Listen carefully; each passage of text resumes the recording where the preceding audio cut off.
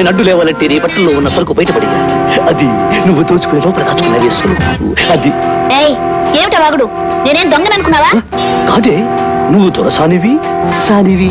చూడు, నాకు తిక్కరేగిందంటే ఏం చేస్తాను అనుకుంటున్నావు? చెప్పు, ఏం చేస్తాను? నాకేం తెలుసు? లాగి ఒక్కటిస్తాను, లోపలంతా బయటపడుతుంది.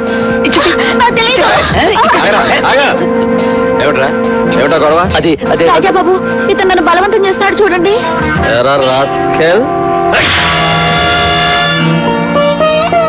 రాజాబాబు, నేను తినే తిండి, ఉండే కొంప, వేసుకునే బట్టలు మీరు పెట్టిన భిక్ష బాబు.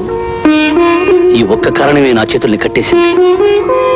లేకపోతే మీరు కొట్టిన దెబ్బకి ఈ పాటికి నా చేతులు జవాబు చెప్పుండేవి. పరుగుగల పిల్లని నేను పాడు చేయబోయినని కొట్టాను. ఇది పరుగుగలదో లేదో మీరే చూడండి.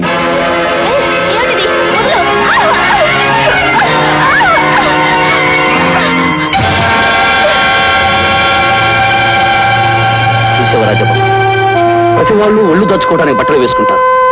కానీ మీ స్నేహితురాలు మాత్రం ఒళ్ళు బయటపడేసి దొంగ సొమ్ము దాచుకోవడానికే బట్టలు వేసుకుంది. ఆ విషయం మీకు అర్థమైతే చాలు.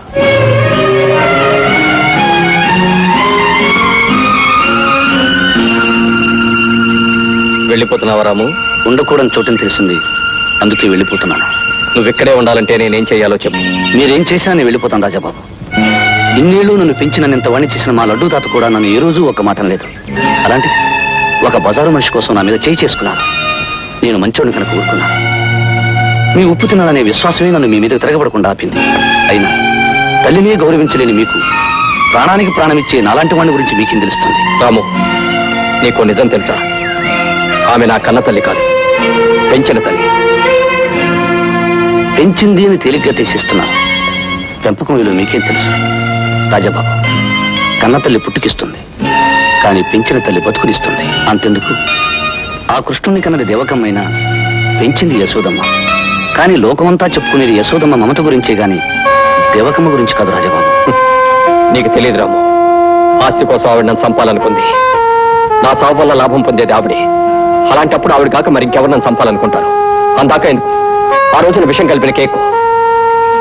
ఇవన్నీ నీకు చెప్పి మాత్రం ప్రయోజనమే ఉంది. ఏదో ఒక రోజున వాళ్ళు నన్ను చంపకామాను, అది నువ్వు చూడకమాను. ఆగండి రాజబాబు, మీ పరిస్థితి నాకు అర్థమైంది. కానీ అమ్మగారు మాత్రం ఇలాంటి పొరపాటు ఎప్పుడూ చేయరు. కష్టాలు చెప్పుకోవడానికి కావలసిన మనిషి లేని మిమ్మల్ని వదిలి నేను వెళ్ళను. మిమ్మల్ని చంపాలనుకునే మనిషి ఎవరో తెలుసుకుని వాళ్ళని పట్టుకునే వరకు నేను ఇక్కడే ఉంటాను. థ్యాంక్ యూ రాము. ఈ రోజు నుంచి నువ్వు పేరుకు నౌకరు అయినా ప్రేమకు మాత్రం మిత్రుడివి. ఎప్పుడూ నన్ను ఒక స్నేహితుడిగానే భావించు. అలాగే రాజబాబు. లోపలికి రండి. ఇదే మా పేదవాళ్ళు ఉండే ఇల్లు. కూర్చోండి.